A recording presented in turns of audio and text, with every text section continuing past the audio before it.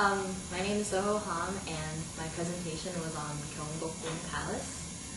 And as you guys already know, in the United States, there are no palaces or castles because there were Indians, Native Americans living here at first, and they just roll up their tents and go off, running around. Well, not running around, going around, and according to their seasons and what they needed.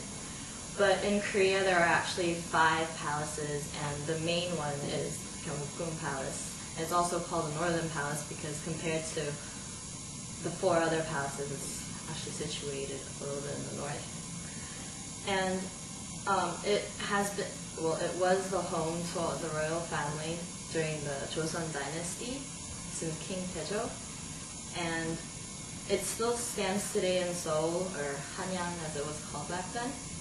And I lived in Seoul when I was young, and I visited the palace with my parents and my family. And I remember I wasn't that interested because I was more interested in European castles and palaces coming out of Aladdin, and I just saw these wooden structures. They were colorful and they were intricate, but had intricate designs, but it wasn't all that interesting for me. And so I didn't fully grasp anything that it had value to me. But 2 years ago, I went to Korea during the summer with my friend from France, and we went to the palace again. And this time I was more mature to actually try to be interested and go looking behind the story behind the structure. And my dad was sort of the tour guide.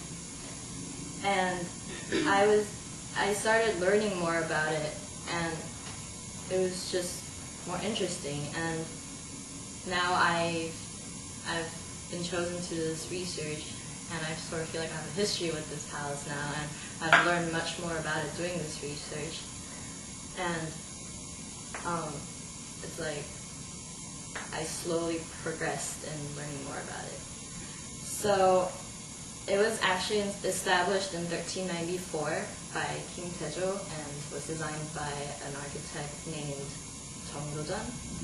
And it was made as a tribute to the Korean people, and the name itself means shining happiness. And it was supposed to represent prosperity and happiness for the Korean subjects. And at first it only had about 390 rooms, and it was a fairly small palace. But as the population increased later, it took over 5.4 million square feet and had about 7,700 rooms. And the palaces in Korea have a special structure, and it's called Sammun Samjo. So that means 3 gates and 3 areas or regions. And Gwanghwamun, which is this one, is the main one, and the 3 other ones are the south one is Gwanghwamun, the north one is Shinmumun, the east one is Yeongjumun, and the west one is Kuncheonmun.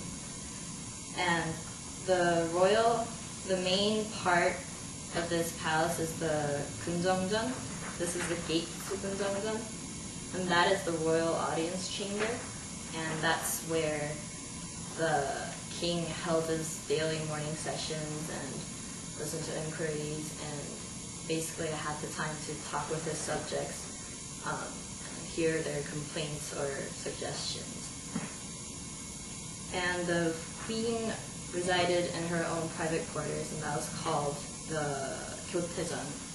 I don't have a picture for that, and the mother of the king also lived in a separate place called Jagyeongjeon.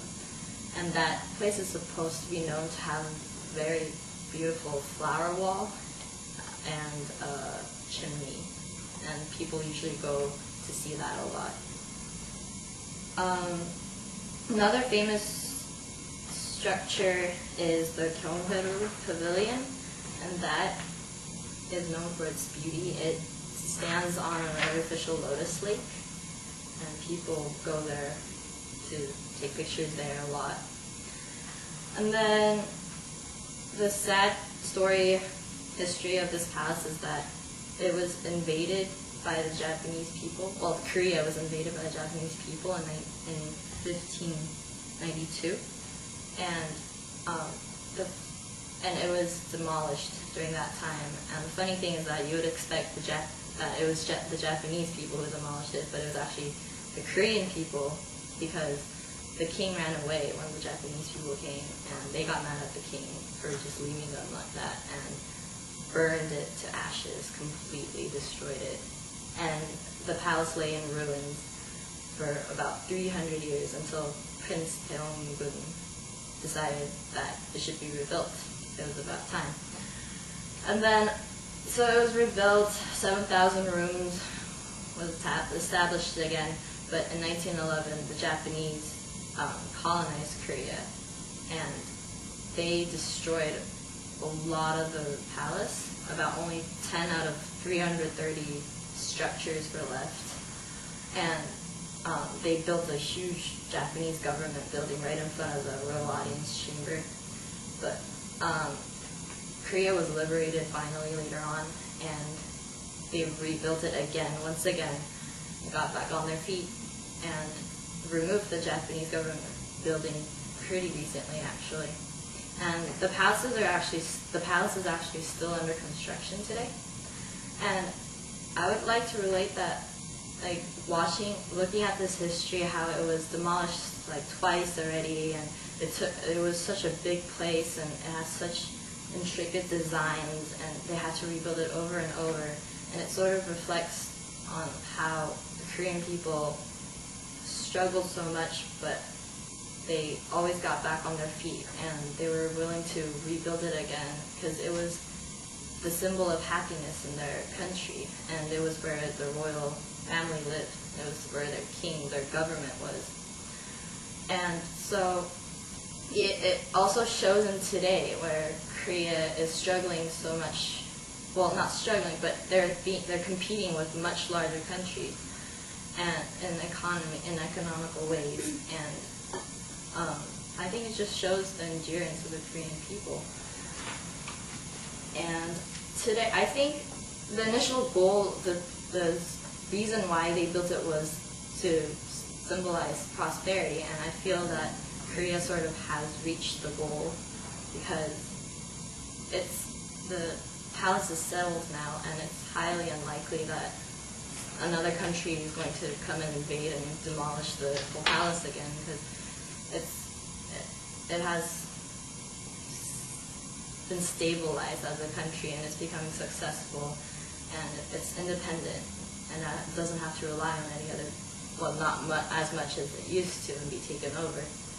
And so I feel like Korea has sort of reached the goal of why they built this palace, and that's great. Okay, good.